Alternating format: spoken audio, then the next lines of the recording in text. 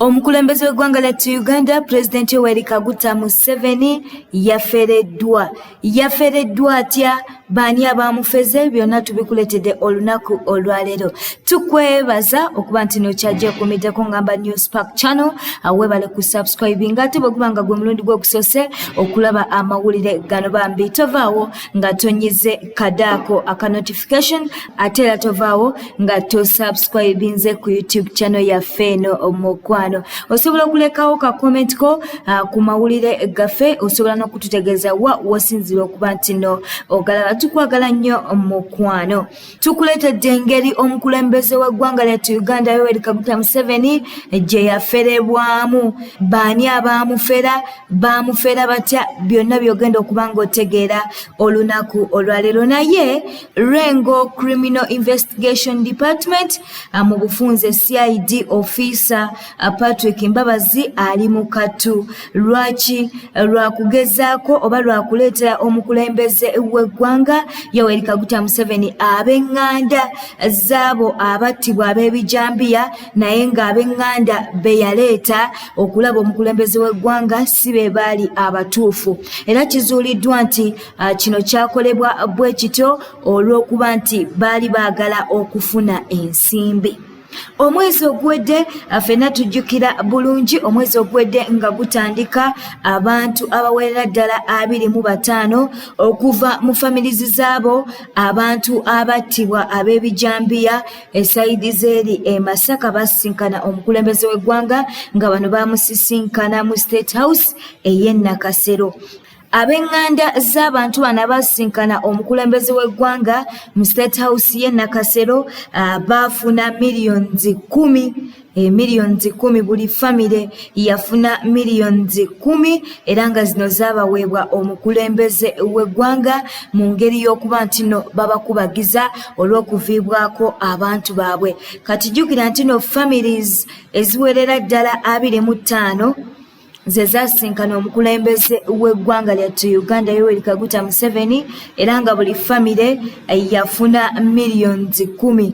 Kati naawe gatta families 25 times 10, jjukira buli omu yafuna oba buli famire yafuna millions 10, olabe ensimbi ze baafera omukulembeze w'eggwanga. Wabula amawulire ge tufuna galaga nti abantu bano abaatwalibwa ew'omukulembeze w'eggwanga tebaali batuufu oba si be baali ab'eŋŋanda z'abo abattibwa ab'ebijambiya. Era kizuuliddwa nti abantu abaakuliramu omulimu guno okuli ne CID officer Patrick Mbabazi akosa naye ba security officers ab'enjawulo bagabana ensimbi zino.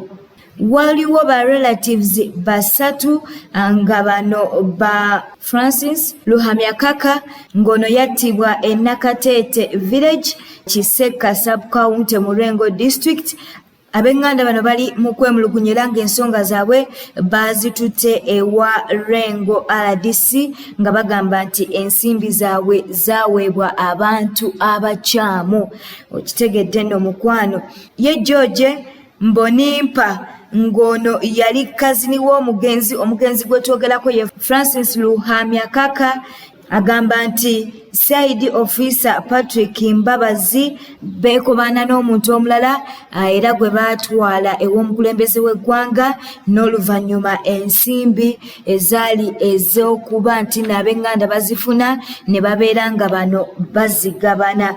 Bano bagamba nti Fred Ssentongo ngono ye yatwalibwayo okusisinkana omukulembeze w'eggwanga yali mukwano gw'omugenzi era nga bano abaava Kisolo ne balyoka bajja e Masaka mu Rengo naye nga teyali wa Luganda. Kaakati Fred Ssentongo ye yatwalibwayo ew'omukulembeze w'eggwanga era nga bano ab'eŋŋanda z'omugenzi ono bagamba nti ono ne CID w'Erengo beekobaana ne basobola okuba nti beddiza ensimbi zino. Bano beekubidde enduulu wa RDC w'Erengo amanyiddwa nga Aman Ssentongo era ng'ono alagidde Rengo District Police Commander okukwata abantu bonna abanokoddwayo mu mivuyo gino oba abali emabega w'okutwala abantu abakyamu ew'omukulembeze w'eggwanga. Era bano baabalagidde okuba nti no bakwatibwa basobole okukola statement ku nsonga eno. Wabula era RDC Aman Ssentongo ow'Erengo akakasizza bagenda mu maaso n'okukola okunoonyereza kwabwe ku bantu abaafuna ssente zino okukakasa oba ddala abantu bano abalala abaazifuna baŋŋanda zaabo abattibwa. Bwe bityo bwe biri mukwano, bwe batyo bwe baafera omukulembeze w'eggwanga lyattu Uganda ate ssente n'aziwa abantu abakyamu. Eyo nga tuvuddeyo abakozi ba Delta TV bali mu mbeera mbi oluvannyuma lw'okumala omwaka gumu nga tebasasulwa. Sobola okukikkiriza. Mwaka gumu bano tebasasulwa ate nga bajja ku mirimu ne babeera nga bakola. Okusinziira ku mukozi wa Dembe FM era ng'akola ne ku Spark TV amanyiddwa nga Kasuku naye ng'amanya g'amatuufu ye Katende Isaac, agambye nti waliwo omukozi wa TV eya Delta eyamukubidde essimu ng'asaba buyambi ng'agamba nti ayagala ensonga zaabwe abeere nga azituusa azituuke ku bakama baabwe basobole okubasasula. Era ono okusinziira ku Kasuku yamugambye nti baakamala omwaka mulamba oba omwaka gumu nga tebafuna nsimbi. Era ono aŋŋamba Kasuku yategezezza nti omuntu eyamukubidde essimu yamugambye bakola nnyo oba bakozesebwa tebawumulanga ku mirimu oba tebabawumuzanga bakyajja ku mulimu, naye ate bwe kituuka ku by'okuba nti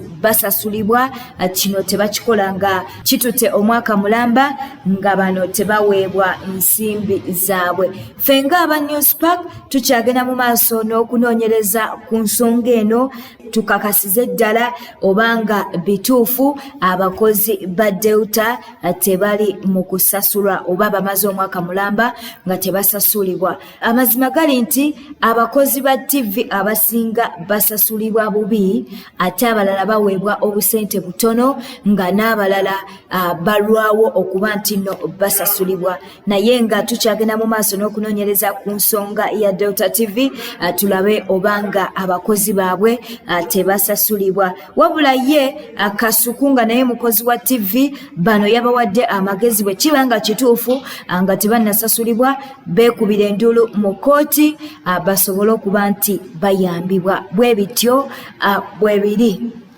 Ate ye Munnakatemba Kapere Lufotose ng'amanya g'amatuufu ye Yokaana Mbuse bambi afunye akaseko ku matama oluvannyuma lwa mukyala we okusumulukuka. Era bano bafunye ezzadde lya mwana wa buwala ng'omwana ono azaaliddwa oba bamuzaalidde mu Makindye Health Center. Omwana atumiddwa erinnya erya Guliisi era nga Kapere bw'abuuziddwa erinnya lino litegeeza ki, tutegeezezza nti erinnya litegeeza peace. Bwetyo bwe tutambudde mukwano lwaki tetukwagaliza wiikendi ennungi naye tusaba busabe mukwano teweerabira okuba nti osubscribinga ku YouTube channel yaffe tukuleetera amawulire agakakasiddwa ate era n'otambula ng'omanyi ebigenda mu maaso mu ggwanga ne wabweru w'eggwanga lyattu Uganda. Waliwo ka notification bell akadde ako kakoneko bajja kutegeeza buli lwe tunaaba tutaddeyo amawulire. Naye teweerabira nti buli week tuba n'omwami Kasozi Vincent n'abanga ayogera ku nsonga oba ku bintu ebigenda mu maaso mu ggwanga. N'olwekyo tosubwa interview eyo. Tuba naye buli week n'abanga ayogera ku current affairs n'abanga ayogera ku bintu ebigenda mu maaso mu ggwanga lyattu Uganda. Tukwagaliza weekend ennungi, beera bulungi, weeraba, Mukama akutukuumire.